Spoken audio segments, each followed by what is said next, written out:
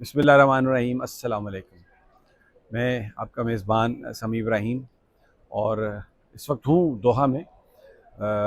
लेकिन आज आपको जो मैं कहानी सुनाऊँगा जिससे आपको ये अंदाज़ा होगा, ये बहुत ज़रूरी है सुनाना आपको, कि पाकिस्तान में जो लोग इन्वेस्टमेंट लाने की सोचते हैं, जो पाकिस्तान की तरक्की के बारे में सोचते हैं, अपना सरमाया यहाँ पे लाने के बारे में सोचते हैं, उनके साथ होता क्या है, सिस्टम किस तरह उनके साथ सलूक करता है और जो ताकतवर लोग हैं वो क्या उसके साथ करते हैं। ये कहानी मैं मोहम्मद ज़िया चिश्ती की आपको सुना रहा हूँ, जिन्होंने बहुत बड़ी फर्म बनाई।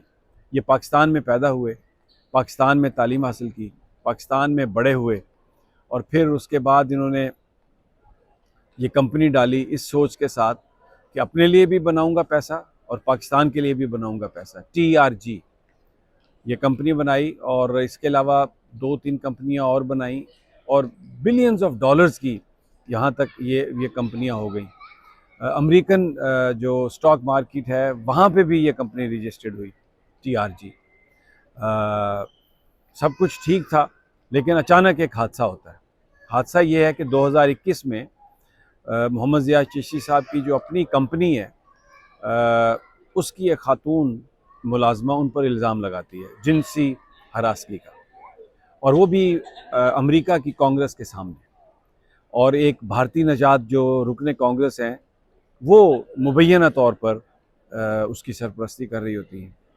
अमूमी तौर पर हमने ये देखा है, इससे पहले भी ये हुआ है कि कोई पाकिस्तानी अगर आगे बढ़ने की कोशिश भी करता है, ख़ास तौर पर IT में, तो इंडियन लॉबी जो है उसको हमेशा फ्लॉप करने की कोशिश करती है, क्योंकि कंपटीशन है पाकिस्तान और भारत का IT बिज़नेस के लिए, तो उसमें फिर पाकिस्तानी जो हैं अक्सर निशाना बनते हैं। तो जब ये हुआ मोहम्मद ज़िया चिश्ती पर जब ये इल्ज़ाम सारे लगे, तो उन्होंने अपनी जो कंपनी थी उससे इस्तीफ़ा दिया, क्योंकि शेयर होल्डर्स का दबाव था, सरमायाकारों का दबाव था, मीडिया का भी दबाव था। तो मोहम्मद चिश्ती साहब ने ये कहा, ज़िया चिश्ती साहब ने, कि मैं अपना नाम क्लियर करूँगा, उसके बाद मैं अपनी कंपनी में आऊँगा, इसको संभालूँगा। और अपने जो 2 दोस्त थे, मोहम्मद खशेगी और अदनान असलम साहब, इनसे कहा कि आप इसको संभालें, कारोबार को संभालें और देखें, इसको चलाएं, मैं अपना नाम क्लियर करके वापस आऊँगा। 3 साल तक ज़िया चिश्ती साहब ये मुकदमा लड़ते रहे। इन्होंने लंदन में हाई कोर्ट में मुकदमा लड़ा, इन्होंने पाकिस्तान में मुकदमा लड़ा और दोनों जगह जीते। पाकिस्तान में सिविल अदालत ने उनको पाकिस्तान की तारीख़ की एक बड़ा हर्जाने का दावा जो था उनका, उसको दुरुस्त करार दिया।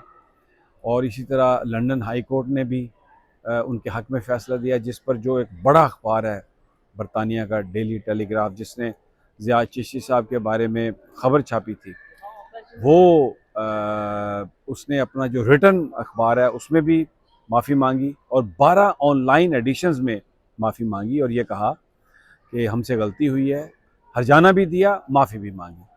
तो ये इतनी बड़ी फतूहात के बाद अब जब वो पाकिस्तान आए अपनी कंपनी के लिए, तो असल नुकसान तो वहाँ पर तब तक हो चुका था, जो होता है हमेशा। दोस्तों ने ही दोस्त की पीठ में छुरा घोंपा। खाशेगी साहब जो हैं और असलम साहब, उन्होंने मुकम्मल तौर पे कारोबार पर कब्ज़ा जमा लिया था। उनके शेयर्स लेस देन 1% थे, लेकिन उन्होंने क्या किया कि एक बर्म्यूडा बेस्ड कंपनी बनाई, ग्रीन ट्री, और पैसे उसमें से निकाले जो ये TRG के पैसे थे, और उसी से शेयर्स ख़रीदना शुरू किए अपने लिए, और वो 30% ले गए।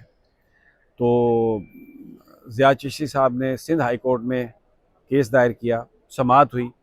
सिंध हाई कोर्ट ने ज़िया चिश्ती साहब का जो मौक़िफ़ था उसको दुरुस्त तस्लीम किया, हुक्म दिया कि जो ग्रीन ट्री है, ये जो असलम साहब हैं और जो खाशेगी साहब हैं, ये पैसे वापस करें, और फिर उसके साथ साथ कंपनी के जो बोर्ड ऑफ डायरेक्टर्स हैं उसका फ़ौरी तौर पर उनका इलेक्शन हो, और नई क़यादत जो है, जो भी उसमें इलेक्ट हो, वो कंपनी का नज़्म व नस्क संभाले। लेकिन वो नहीं होने दिए इन्होंने, इसलिए कि इन्हें पता था कि ज़ियाद चिश्ती साहब के शेयर ज़्यादा हैं और ये इलेक्शन जीत जाएंगे। तो इन्होंने फौरी तौर पर सुप्रीम कोर्ट में अपील की। वहाँ पे एक अलहदा कहानी है, 2 मेंबर बेंच का जो एक फ़ैसला था, वो आया अदालत में, कुछ फ़ैसला सुनाया गया कुछ और था, लेकिन रिटन फ़ैसला कुछ और आया। चलें, ये एक अलहदा चीज़ है, मैं ये अदालती मामलात हैं, मैं इसमें कोई बात नहीं करना चाहता, ना मेरा मकसद है कि कोई तौहीन अदालत हो किसी तरह की। लेकिन अभी जो सूरत हाल है, जो बड़ी ज़रूरी है ये जानना कि होता क्या है पाकिस्तान में बैरूनी सरमायाकारों के साथ, वो ये है कि अभी जो इसमें अब अय्याज सादिक साहब अपना असर व रसूख इस्तेमाल कर रहे हैं, और इसके साथ साथ अब देखें आप एहसन भून साहब जो पाकिस्तान बार कौंसिल के शायद आला ओहदेदार हैं और जुडिशल कमीशन के मेंबर भी हैं, वो भी अपनी हैसियत का भी वो फ़ायदा उठा रहे हैं। और ये जो फ़ायदा है, ये जो बेंच बनाए जाते हैं जुडिशल कमीशन का, उसमें एक बड़ा रोल है, उसमें वो इस्तेमाल होता है। अब एक आदमी है वो वकालत भी कर रहा है और फिर जो बेंच बनाने में भी शरीक है, तो फिर देख सकते हैं आप कि वो क्या कुछ कर सकता होगा। फिर इसके अलावा जनाब मुस्तफ़ा रमदे साहब, जो इनके बड़े करीबी अजीज़ हैं औरंगज़ेब साहब के, वो भी उसमें है। अय्याज सादिक साहब का मैंने इसलिए नाम लिया है कि जो अदनान असलम साहब हैं वो उनके कज़न हैं अय्याज सादिक साहब के। तो ये सारा जो असर व रसूख है वो इस्तेमाल हो रहा है ताकि जो बेंच की कंपोजिशन है वो अपनी मर्ज़ी से हो सके।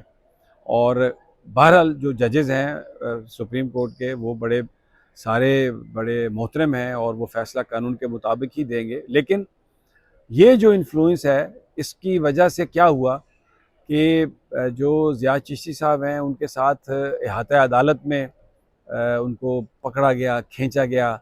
मुस्तफ़ा रमदे साहब भी थे उसमें मुबैना तौर पर।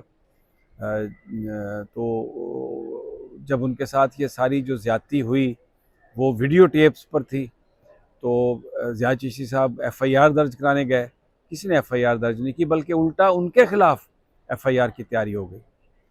तो ये तो कुछ अल्लाह ने करम किया कि वो गिरफ़्तार नहीं हुए। और उसके बाद जो वहाँ पर पुलिस हुकाम है, उन्होंने सब कुछ बताया कि जी हम एफ़आईआर इसलिए दर्ज नहीं कर सकते जिन लोगों ने ज़ियाद चिश्ती के साथ ज़्यादती की, क्योंकि उसमें वकला और मुस्तफ़ा रमदे और ये सब लोग मुबैना तौर पर शामिल थे कि जनाब वो बड़े बासर लोग हैं, तो एफ़आईआर भी दर्ज नहीं हो सकी। तो अब सवाल बड़ा ये है कि अब ये मुकदमा समाअत के लिए मुकर्रर है, और अब ये जो इन्फ्लुएंस है ये नहीं होना चाहिए था। देखना ये है कि अदालतें क्या फ़ैसला करती हैं। उम्मीद तो बहुत है ज़ियाद चिश्ती साहब को, लेकिन मैं ये कहानी इसलिए बता रहा हूँ आपको कि वो लोग जो ये समझते हैं कि पाकिस्तान में सरमायाकारी आनी चाहिए, आएगी, जो हमारे हुक्मरान हैं उनको देखना चाहिए कि यहाँ पर जो बाहर से लोग लेके आते हैं अरबों रुपए, अरबों डॉलर। अब ये आर्टिफिशियल इंटेलिजेंस की कंपनी टीआरजी जो है, इसको वो नंबर 1 या कम अज़ कम जो टॉप की दुनिया की कंपनीज़ हैं उसके वो बनाने के करीब थे कि वो सारे इस ऐसी सूरत हाल से दो चार हुए और यहाँ पर वो द दर बदर फिर रहे हैं और उनको इंसाफ नहीं मिल रहा। तो उम्मीद रखते हैं फिर भी सिस्टम पे और समझते हैं कि शायद इंसाफ मिल ही जाए। इसीलिए इसी उम्मीद के पेश नज़र वो सुप्रीम कोर्ट में अब इस हफ़्ते केस की समाअत है। लेकिन ये कहानी मैंने आपको इसलिए सुनाई है कि आपको अंदाज़ा हो सके कि जो लोग बाहर से इन्वेस्टमेंट अगर नहीं ला रहे तो किन वजूहात की बिना पर वो इन्वेस्टमेंट नहीं ला रहे। इजाज़त दीजिए अगली वीडियो तक। अल्लाह निगहबान।